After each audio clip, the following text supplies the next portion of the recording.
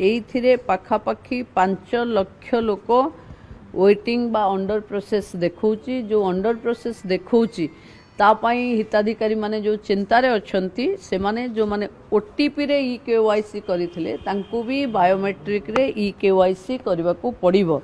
सुभद्रा को आमे चतुर्थ पर्याय जो दबु पाखापाखी 20 लाख ऊपर महिला को दबु किंतु जो सुभद्रा हिताधिकारी माने असुविधार सामना करुचंती जे सेमानकर ईकेवाईसी बहुत लोकंकर हेइनी तापाई बायोमेट्रिक रे ईकेवाईसी करबा को पड़िबो। जो माने ओटीपी माध्यम रे ईकेवाईसी करिचंती सेमानंकु भी बायोमेट्रिक प्रक्रिया रे ईकेवाईसी करबा को पड़िबो।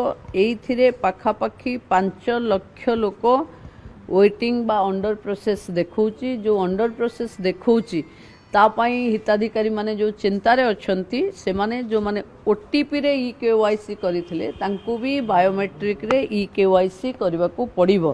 तेणु एइटा को जते सहज रे करि देबे बायोमेट्रिक पाई कि सीएससी जनसेवा केंद्र बा मो सेवा केंद्र रे ही करबा को पड़िबो। तेणु सेठी एमाने करबा को पड़िबो। एमान को ईकेवाईसी पाई गोटे मेजर एप्लिकेशन 5 लाख रु ऊर्ध्व पड़िकरी अछि।